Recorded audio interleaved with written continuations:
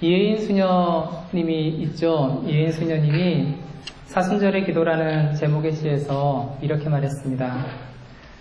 사랑하는 것은 죽는 것, 이기는 것이 아니라 지는 것, 당신을 위해서 매일 제 십자가를 지는 것이라고 노래했습니다. 그리고 이렇게 또 말했습니다. 이웃에게 지지 않겠다고 발버둥치고 늘 머리를 쳐드는 나의 오만을 당신의 약함으로 부끄럽게 해주십시오 라고 했습니다. 이혜인 수녀의 글은 마음을 참 부끄럽게 합니다. 얼마나 지고 살아야 할까? 어디까지 질 수 있을까? 라는 생각을 해보게 됩니다. 지는 것을 좋아하는 사람은 없습니다. 마음에 풍요가 없는 사람은 사소한 다툼에서도 절대 지려고 하지 않습니다. 때로는 이기는 것보다 지는 게 더 어려운 일이기도 한 것 같습니다. 사람은 언제부터 이렇게 싸우고 이기려고 발버둥치면서 살았을까? 창세기는 우리들에게 말해줍니다. 언제부터 인간들의 세상에 죄가 시작되었는지, 언제부터 하나님의 말씀에 불순종하기 시작했고, 언제부터 사람이 사람을 질투하고 죽이기 시작했고, 언제부터 강자가 약자를 함부로 괴롭히기 시작했는지를 말해줍니다. 그리고 그들이 하는 모든 행동들이 악하다라는 것을 느낀 하나님은 창세기 6장 6절에서 우십니다. 그리고 이어지는 노아의 족보 속에 이런 구절이 들어있습니다. 그때 온 땅이 하나님 앞에 부패하여 포악함이 땅에 가득한지라. 창세기의 저자는 고민했던 것 같습니다. 인간은 왜 이기적일까? 인간은 왜 하나님의 말씀에 끊임없이 불순종할까? 인간은 왜 나보다 더 나아 보이는 사람을 미워하고 죽이고 싶어 할까? 인간은 왜 힘이 약한 사람을 괴롭히면서도 아무런 죄책감을 느끼지 못하고 당연하다고 생각할까? 인간은 왜 서로 다른 언어를 쓰고 흩어져 살면서 조금이라도 더 나은 이익을 위해 싸울까? 여전히 창세기가 쓰여진 지 수천 년이 지난 오늘에도 이 고민은 명확한 해결을 보지 못했습니다. 그 수천 년의 시간들 동안 수많은 사람들이 질문을 던졌고 수많은 사람들이 거기에 다루는 답을 제시했음에도 불구하고 우리 인간들은 그 질문의 답을 명확히 알지 못하고 여전히 그 질문을 하면서 살아갑니다. 한 가지는 분명한 것 같습니다. 여전히 세상은 악하고 질문은 끝나지 않았습니다. 악한 세상을 향해 질문하는 방법은 여러 가지였습니다. 지식인들은 세상의 지식과 논리로 설명하려고 했고, 종교인들은 인간과 신의 관계에 대해서 고민했습니다. 예술가들은 그들이 가진 예술적 감성으로 세상과 소통하려고 했습니다. 그 가운데 시인은 그들만이 보는 시적 감성을 가지고 노래했습니다. 때로는 아름다운 노래로, 때로는 슬픈 노래로 그렇게 울고 웃었습니다. 오늘 우리가 읽은 이 본문은 시입니다. 즉, 노래입니다. 신학자들은 오늘 이 본문에 별명을 붙여주었습니다. 그 별명은 야훼의 종의 노래입니다. 신학자들이 붙여준 야훼의 종의 노래는 모두 4부분입니다. 첫 부분은 이사야서 42장 1절에서 9절, 두 번째는 이사야서 49장에서 1절에서 7절, 세 번째는 이사야서 50장 4절에서 9절, 그리고 네 번째가 이사야서 52장 13절에서 53장 12절까지입니다.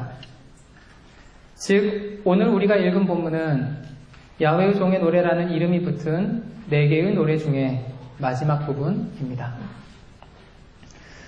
오늘 본문은 고난받는 종이라는 소제목으로 더 유명합니다. 사순절이 되면 꼭 한 번씩 듣는 구절이기도 합니다. 예수님의 고난을 예언한 부분으로 잘 알려져 있습니다. 많은 신학자들은 이사야서 40장 이후의 메시지를 바벨론 포로기의 상황으로 봅니다. 이스라엘에게 바벨론 포로기는 역사상 가장 절망적인 순간이었습니다. 예루살렘이 회파되고 다윗 왕의 혈통은 끊겼습니다. 그리고 예레미야서에 의하면 왕을 비롯한 유대인들은 4,600명이 바벨론의 포로로 잡혀갔습니다. 그리고 폐허가 된 예루살렘은 가난한 자들이 남아서 포도원을 관리하는 농부가 되었습니다. 이렇게 처참하게 무너진 상황 속에서 이사야 40장은 이렇게 시작합니다. 너희는 위로해라. 내 백성을 위로해라. 너희의 하나님께서 말씀하신다. 예루살렘의 마음에 말해라. 그리고 그들에게 큰 소리로 말해주어라. 혼란의 때가 끝났고 너희의 죄는 사함을 받았고 너희가 지은 죄에 갑절의 형벌을 받았다고 그렇게 말해주어라. 히브리어의 시작은 너희는 위로해라. 내 백성을 위로해라. 입니다. 어떤 위로를 전했을까요? 그 위로의 말씀을 한번 살펴보겠습니다. 내가 땅끝에서부터 너를 붙들며 땅 모퉁이에서부터 너를 부르고 내게 이르기를 너는 나의 종이라. 내가 너를 택하고 싫어하여 버리지 아니하였노라. 두려워하지 말아라. 내가 너와 함께함이라. 놀라지 말아라. 나는 내 하나님이 됨이라. 내가 너를 굳세게 하리라. 참으로 너를 도와주리라. 참으로 나의 의로운 오른손으로 너를 붙들리라. 네가 물 가운데로 지날 때 내가 너와 함께할 것이라. 강을 건널 때 물이 너를 침몰하지 못할 것이며 네가 불 가운데로 지날 때에도 타지도 아니할 것이요 불꽃이 너를 사르지도 못하리라. 야곱아 이스라엘에라 이 일을 기억해라. 너는 내 종이니라. 내가 너를 지었으니 너는 내 종이니라. 이스라엘아 너는 나에게 잊혀지지 아니하리라. 이 외에도 이사야 40장 이후의 메시지는 고난받는 이스라엘을 향한 위로로 덮여져 있습니다. 그런데 여기서 우리는 질문을 하나 다시 던집니다. 그렇게 위로를 전한 예언자가 오늘 우리가 읽었던 이사야서 53장의 본문에서는 왜 고난을 당하는 것일까요? 이제 그것에 대해서 생각해 보려고 합니다. 희망의 언어로 넘치는 이사야 40장 이후의 메시지 속에서 한 번씩 질책하는 것 같은 뉘앙스를 발견하게 됩니다. 다음과 같은 구절입니다. 네가 많은 것을 볼지라도 유의하지 아니하며 귀가 열려 있을지라도 듣지 아니하는도다. 눈이 있어도 보지 못하고 귀가 있어도 듣지 못하는 백성을 이끌어내라. 우상을 만드는 자는 다 허망하도다. 그들이 원하는 것들은 무익한 것이거늘 그것들의 증인들은 보지도 못하며 알지도 못하니 그러므로 수치를 당하리라.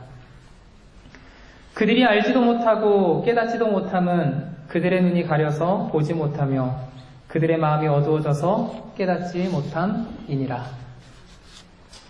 이스라엘의 고통 속에서 위로를 전했던 예언자는 그러나 단 한 가지 메시지만큼은 분명하게 그리고 확실하게 전했습니다. 다른 신이 아니다. 하나님이다. 너희를 구원할 분은 하나님뿐이다.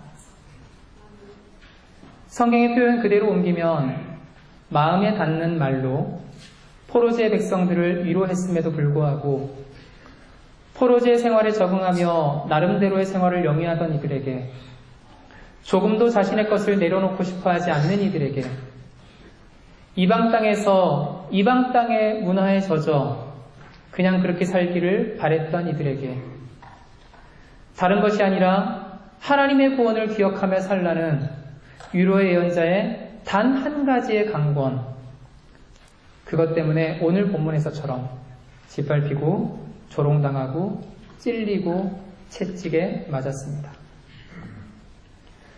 오늘 본문 2절에서 그는 고운 모양도 없고 풍채도 없고 보기에 흠모할 만한 아름다운 것도 없었다라고 전합니다.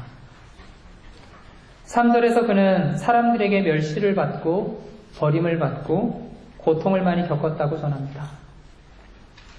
그는 언제나 병을 앓고 있었고 사람들은 그에게서 얼굴을 돌렸습니다. 그가 멸시를 받았으나 그의 친구들 역시 그를 귀하게 여기지 않았습니다. 4절에서처럼 사람들은 생각했습니다. 그가 벌을 받는 것일 거야. 하나님께 맞는 것일 거야. 하나님에게부터 고난을 받는 것일 거야.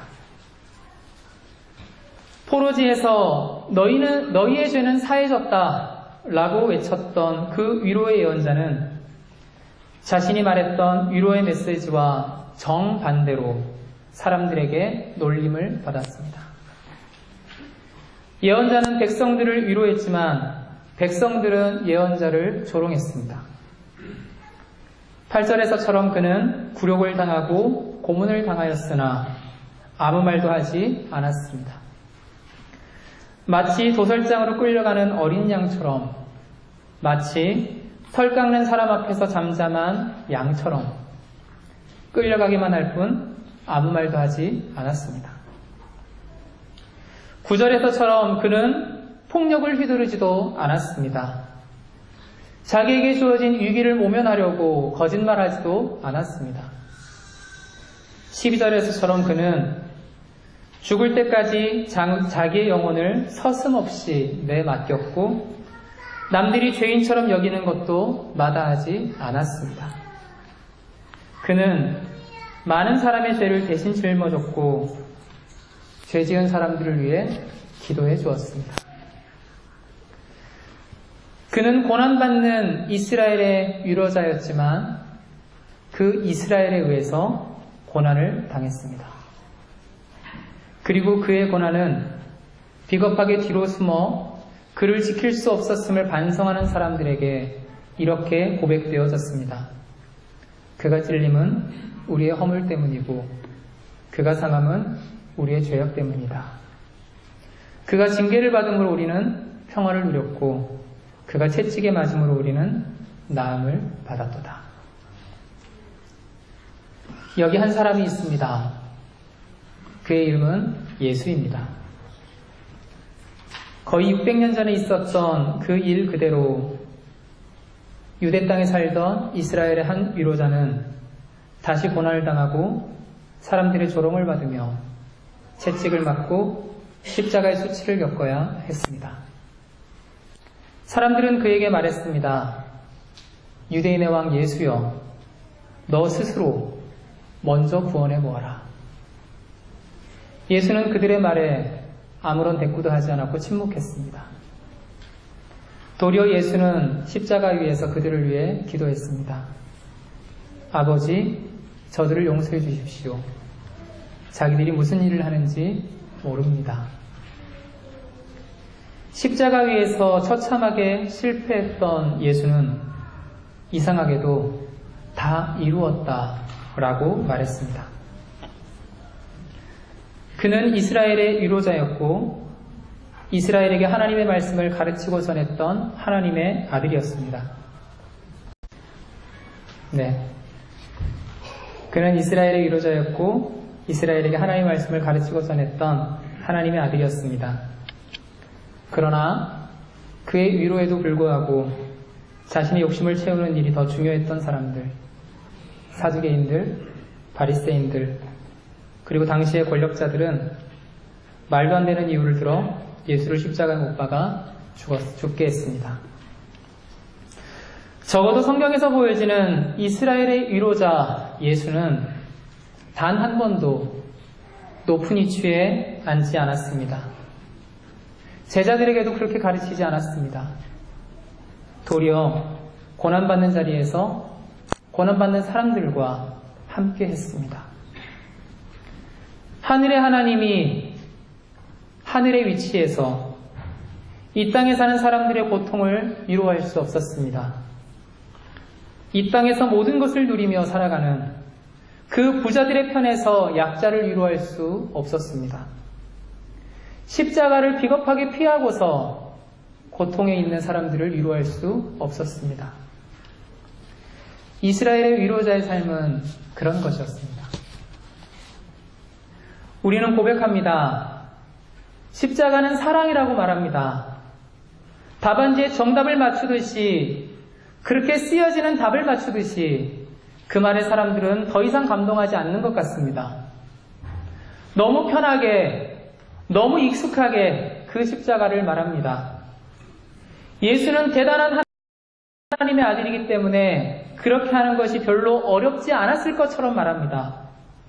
예수는 하나님의 아들이기 때문에 그 십자가의 형벌이 그렇게 고통스럽지 않았을 거라고 말하는 사람도 있습니다. 그렇게 하면 예수님이 하나님임을 더 잘 말할 수 있다고 생각하나 봅니다. 말도 안 되는 소리입니다. 어느 소설 속의 위대한 사랑 이야기처럼, 언젠가 보았던 감동적인 영화 장면처럼 우리는 그렇게 십자가를 생각하고 말합니다. 우리는 십자가 그 현장을 한 번도 생각해보지 않은 사람처럼 그렇게 말합니다. 우리는 십자가가 아프다라는 것을 머리로만 압니다. 그것을 느끼려고 하지 않는 것 같습니다. 우리는 변명합니다. 우리는 충분히 힘들다. 예수가 십자가의 고통을 참으심으로 인류가 감당해야 될 그 고통에 참여하셨습니다. 그런데 우리는 십자가를 말하면서도 그것을 못 느끼는 것 같습니다. 성경의 많은 인물들은 고통의 문제에서 하나님께 질문했습니다. 욥은 자신이 왜 이렇게 고통을 당해야 되나요? 하나님께 질문했습니다. 이스라엘의 시인은 때때로 하나님이 왜 멀리 계시냐고, 나의 환난의 때에 당신은 왜 숨어 계시냐고 질문했습니다. 선지자 예레미야는 자신이 태어난 날을 저주하고 자신이 왜 이런 고통과 슬픔을 보내고 다른 사람들에게 부끄러움을 당해야 하는지에 대해서 탄식했습니다. 성경의 많은 인물들은 자신의 고통의 문제를 들고 하나님께 나아와 질문했습니다. 나는 왜 이렇게 힘들어야 하나요? 오늘날 우리 역시 그 어려움 속에서 하나님께 질문합니다.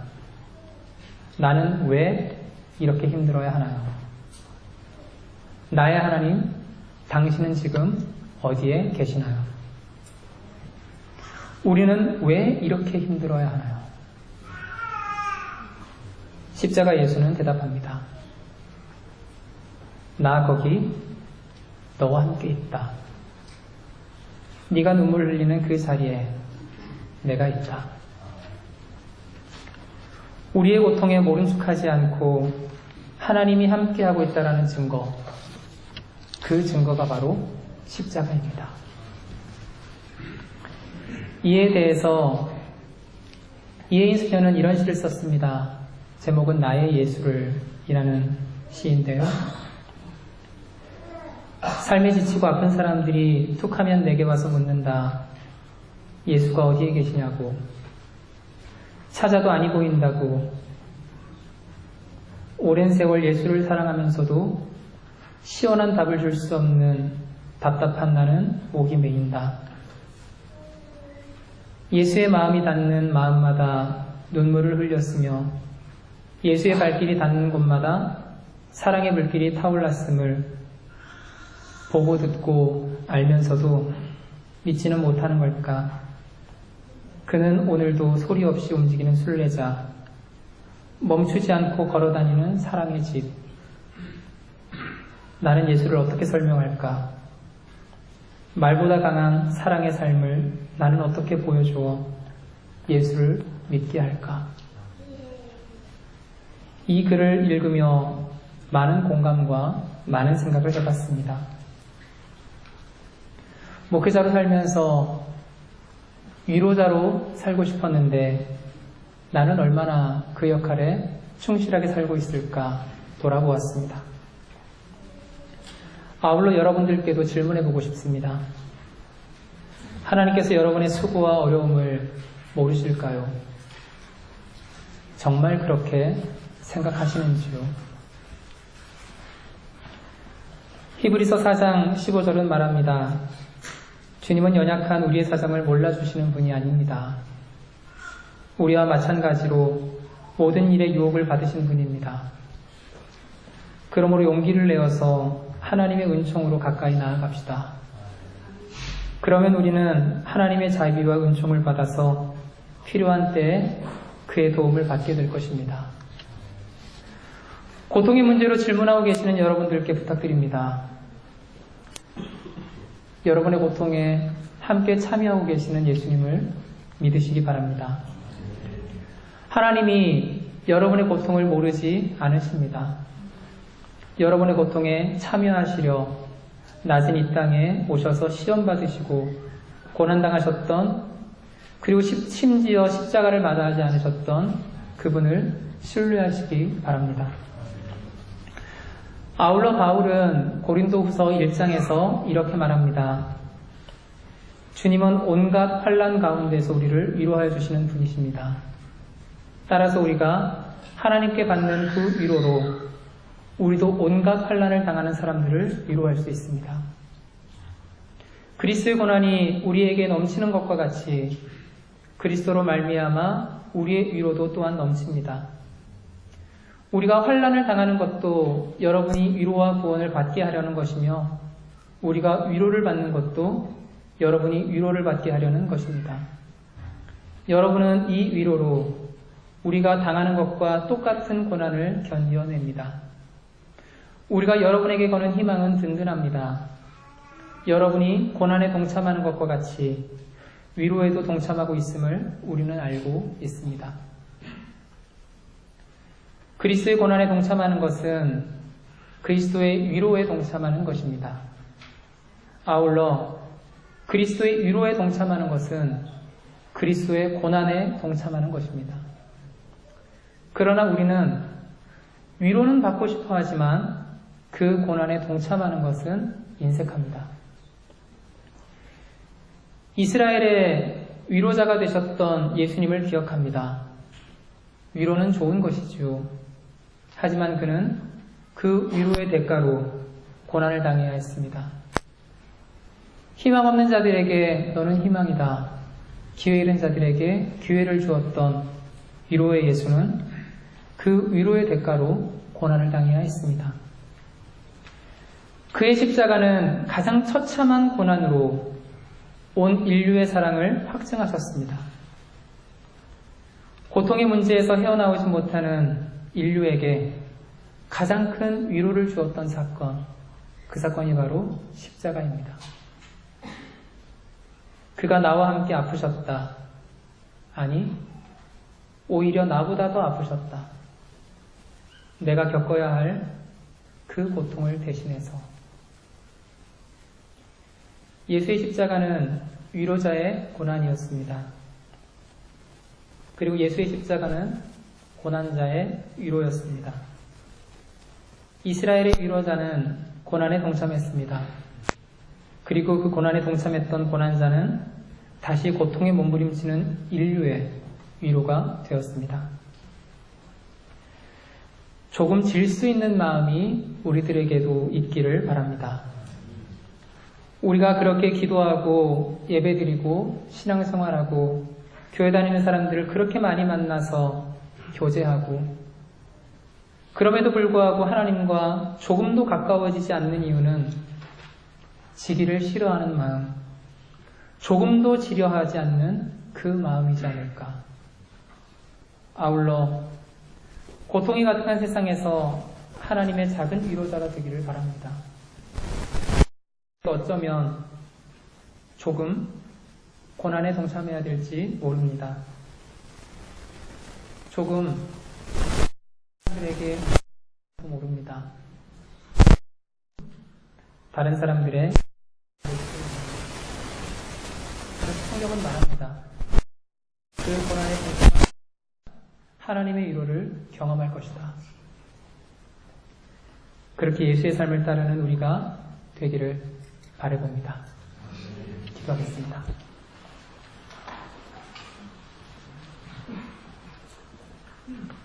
하나님, 오늘도 우리들 함께 말씀을 나눌 수 있게 해주셔서 감사합니다. 십자가를 다시 기억합니다. 나를 위해 죽으셨던 그 십자가, 단순히 머리가 아니라 우리들의 마음으로 그 감격을 누리고 있기를 원합니다. 너무 쉽게 얘기하는 그 십자가, 그것을 벗어나기를 원합니다. 내가 그 고통에 참여하는 것처럼 부끄러움에 몸부림치는 십자가가 되게 해주시고, 여전히 지기 싫어하고 이기려고만 하고 나누려고 하지 않고 내 것만 챙기려고 하는 우리들의 욕심을 바라볼 수 있는 그 부끄러운 십자가, 이 사순절 기간에 함께 나눌 수 있도록 인도하여 주옵소서. 예수님 이름으로 기도합니다. 아멘.